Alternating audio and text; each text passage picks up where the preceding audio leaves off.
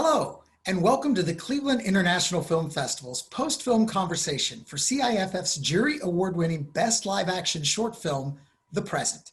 This conversation is part of the Halfway to CIFF45 celebration powered by PNC and features 3 programs of some of the best short films from CIFF44.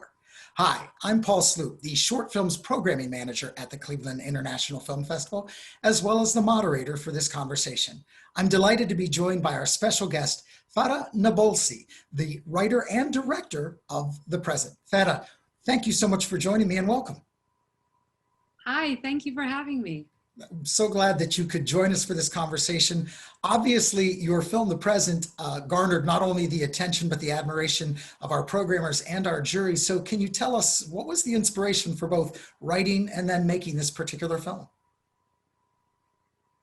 So I'm Palestinian myself by blood, by heritage. I'm born and raised in England, but I don't live in Palestine, but I've been a number of times, I spent a lot of time there. And I've personally experienced the frustrations and sort of humiliations of these checkpoints. And I've witnessed a number of Palestinians going through those same humiliations.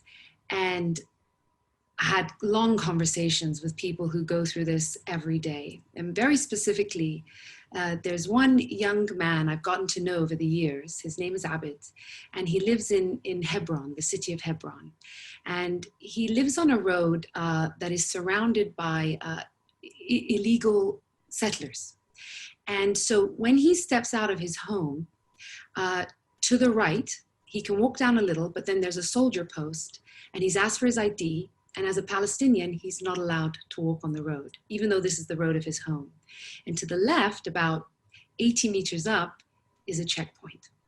And so no matter what he wants to do, including his mother, who is elderly and not particularly well, they have to go through a checkpoint. So this is a very extreme case. I mean, this is not, I've depicted something less extreme in the film, but he is whose story really touched me when I visited his home and seen the situation. So that's where the inspiration comes from, is specifically Abid. It's such a good story and does have an impact. I know it certainly did on me the first time I saw it and my fellow members of the programming team. One of the questions I think, based on what you've already said, is what impact are you hoping the film might make? Well, I mean, I want the film to do what any good film should do. I mean, as a filmmaker, I want it to give an audience an emotional experience. That's my gift as a filmmaker in that sense. And I know I've succeeded in my art if that's the case. So that's the priority in that sense. But I also want people to contemplate the film after they've watched it, to consider what the sort of human dynamics are required to cope with such a perverse situation, to think about Yusuf and Yasmin and what kind of life that means.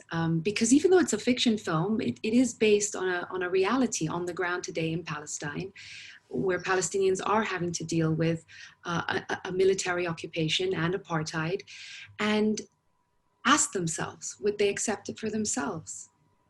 I think that's when we talk about the idea of a social impact film, and I was having this discussion the other day, is my film a social impact film? Well, the definition is films that are considered entertainment but also have some kind of social impact. And I believe very much what the director Alessandro Inarritu said, where cinema must try raise the global social conscience. So I hope my film does that as well. Yeah, I certainly think it does. I know that we at our festival, us as a programming team, we consistently talk about how films have the power to change the world, because films like yours take us into the lives of somebody and give us a moment of experience what that might be like, and can create a response from people to want to take action to make changes. So thank you for making the film, for sure. One of the things that always seems to be the case with short films is that there are always unexpected challenges or funny stories or things that happen in the making of the film. Are there any of those that you might be able to share with us? where do I start? do you want the fact that I didn't sleep for sort of 2 hours a night for about 3 weeks, or how I found the sort of muscle builder in the shop at 11 at night in a gym in Bethlehem 2 days before shoot, because I hadn't cast that role yet. I wasn't able to find the right person, or I think the two main sort of behind the scenes stories are to do with the 2 checkpoints, actually. So the checkpoint that is mostly in the film is the one we built. It's our set. And it's not funny, but there is a little bit of dark humor here, in the sense that the surrounding village and the surrounding Palestinian communities actually thought a real checkpoint had been created. And that, of course, you know, and then there were soldiers, of course, and there were weapons and that. And so unfortunately, it meant that they thought a checkpoint had been created. And I was sending out runners to say, no, tell them it's not real. Tell them it's not real, you know, because that was breaking my heart. But the good news is I can sort of go, well done, because that means we've pulled it off. It looks real. You know, if the indigenous people are seeing it as a real checkpoint, then we've done a great job in that sense. So that was a tough one, because they'd even be turning their cars around. You know, they would approach and think it's a checkpoint and leave. So that was one thing. And then the other is the first checkpoint, which is scene 2 of the film. That I'm not sure if you picked up on that, but that's a real checkpoint. The only fiction in that scene is our protagonist, our actor Saleh Bakri, who we put in that checkpoint amongst hundreds and hundreds of Palestinians who are genuinely going to work through a very infamous checkpoint called Checkpoint 300 in Bethlehem, which always blows my mind when I say Bethlehem, because this is the birthplace of Jesus. And this checkpoint is a real checkpoint. And, you know, that was a tough one. That, you know, behind the scenes, we were avoiding bringing in lighting because we didn't want to be detected. We hadn't taken any permissions to film at that checkpoint.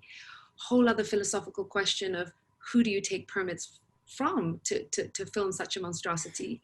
And we had to kind of keep in mind not to get into the line of vision of the military that were just around the corner.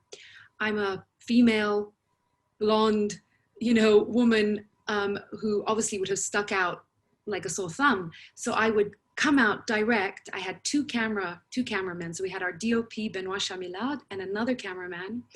And I would direct and I would go hide behind a wall and come back out again. And Saleh, the actor himself, it was a very traumatic experience for him because he felt he was getting in the way of these people trying to get to work genuinely. It was a very uncomfortable situation for him. And then to top it all off, the day before, very early in the morning, I couldn't sleep. So I decided to go down and do another recce of that checkpoint. And I discovered that all the light bulbs were broken. They weren't working.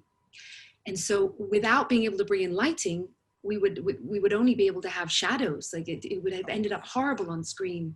And I had a panic attack, and I kind of called this young man who actually stars in the film, but he also works at the checkpoint. He's not an actor, but I cast him. And I told him, help me, Amir, there's no light. And he went and put some bulbs in, you know, and thank God that happened. And all the people queuing were so grateful for the lighting. Of course, we left the bulbs in, we didn't remove them after shooting. So that checkpoint was a really tough one with a lot of sort of behind the scenes elements that were, you know. Well, you said that it was at a real checkpoint with real things happening too. What was the response of those other people that were around at the time? So it's interesting. I've actually been asked by one person, did you get permissions from the people to film? And so that's an awkward one, because no, we didn't. But I had been sort of told by, including this Amir that I mentioned to you, who works at the checkpoint selling phone cards before he goes off to university. So he's hustling, you know, at 3, 4 in the morning. And the coffee, there's a guy who goes around selling coffee and so forth. And they all said to me, listen, don't worry, Farah. The people here are happy if you just want to film their reality and sort of show it to the world, so that no one's going to, be irritated that you're filming. And rightly so, no one was. Some of the audio, if you translate it, which I didn't, had a couple of people saying in Arabic, well, hopefully this would make a difference. I doubt it. But, so there was a little bit of cynicism, but nobody had any issue with us filming, and some were actually appreciative in that sense. So, well, your film obviously won our Oscar qualifying live action award back at CIFF44. And so it's been a while since then. So one of the questions I would have is, what's been the impact of winning that award on the run of the film and you so far?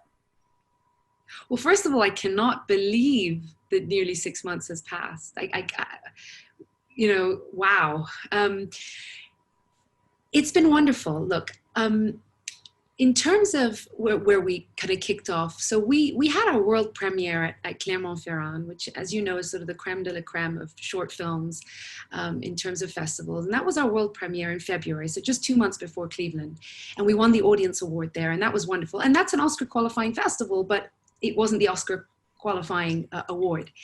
But the truth is, when you make a film, at least for me, you're not thinking about awards. You're thinking about audiences seeing your film, and you want to get into really great festivals that are credible, that are going to garner the biggest and most appreciative audiences, and that's what you're aiming for. And of course, amongst that list are these Oscar qualifying festivals, because those are of the most credible film festivals.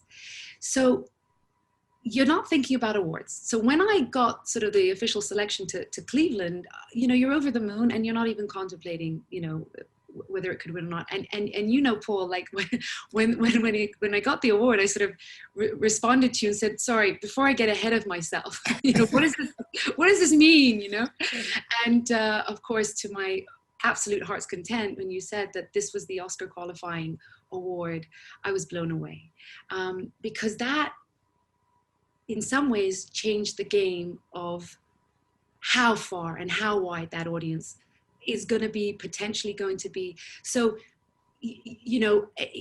we've screened at a number of Oscar qualifying festivals since then, and like I said, Claremont before that. But it was the actual award itself that has sort of just changed the game a little bit. I'm not going to hold my breath for a nomination, but to even be in a place where we've gone from an official selection at these top tier festivals, including Cleveland, to suddenly being Oscar qualified is something I hadn't even contemplated. And now, it just means that more people will see this film, and that's all I can hope for, in that sense. So, and I can tell you on a personal note that, I have a number of fellow programmers who reach out after our festival and say, hey, recommend your, top 20, 40 films, what you love. And in numerous cases, when I've shared those films, the first response to the list includes, wow, The Present, what an amazing film. So it's a standout among standout films from our festival. So no surprise that you took home our Oscar qualifying award. And we wish you all the luck with what is a very competitive process. But yes, you've already won as far as that goes. And with that in mind, I guess my last question would be, what's next for you as a filmmaker beyond this film? So I've taken sort of this period of lockdowns and COVID to actually finish up much earlier on my first feature-length script. And now I'm in this sort of development phase, going full steam ahead. It's a drama thriller. It will be starring, I hope, Saleh Bakri, the same actor from The Present, who's already on board to play the lead role, the lead protagonist. So we will be working again together, I hope. And it's set in Palestine. We do have the opening scene in New York. It's got multicultural characters, and it's about sort of loss, fatherhood, and self-absolution. And it's a film I'm very excited to make, and I hope I can raise the capital for and make it happen. So that's the plan, feature film. Sounds exciting. We'll be looking forward to seeing it. Thank you so much for taking the time. We really appreciate it. Thank you. Thank you so much. Once again, we want to thank our special guest, Farah Nabulsi, and you, our audience, for joining us for this post-film conversation. For more information about the upcoming 45th Cleveland International Film Festival, please continue to follow us on social media, and remember, visit us at clevelandfilm.org. And as always, thank you. Thank you.